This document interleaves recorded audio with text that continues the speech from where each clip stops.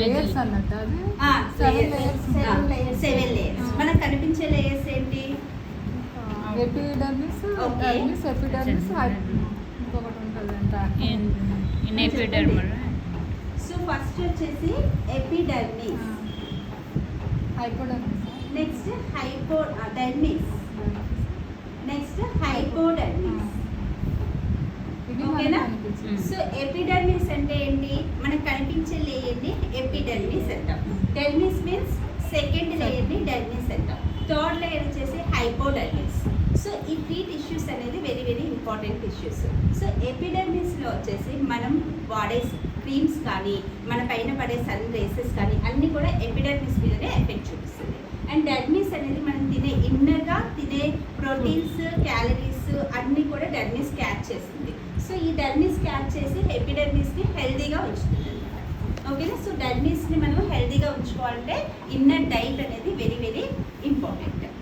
Okay. So hypodermis అంటే just మనకి blood అనేది ఫ్లో అవుతుంది అండ్ హెయిర్ గ్రోతింగ్ కూడా అక్కడి నుంచి స్టార్ట్ అవుతుంది. ఇప్పుడు మనం లేజర్ ట్రీట్మెంట్ చేస్తాం.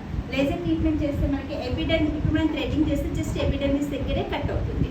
సో ట్రీట్మెంట్లో మనకి డర్మిస్ అంటే పర్ఫెక్ట్ లేజర్ అదైతే మనకి సో హైపోడర్మి దగ్గర కట్ అవుతే ఇంకా మళ్ళీ రీగ్రోత్ అనేది అవ్వదు.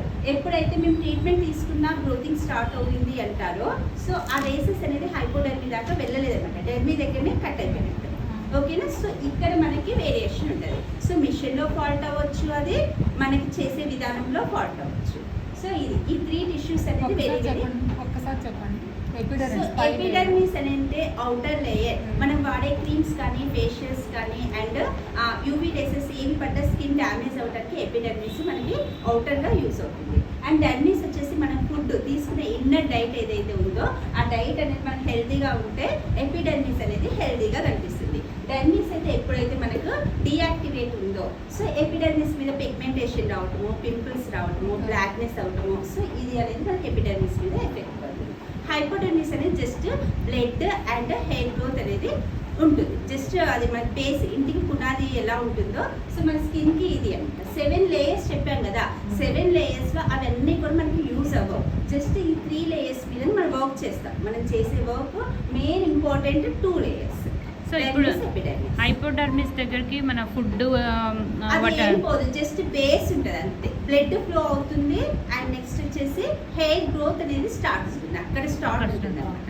ఓకేనా? సో డర్మిస్ని యాక్టివేట్ ఉంచుకోవాలి ఎప్పుడు.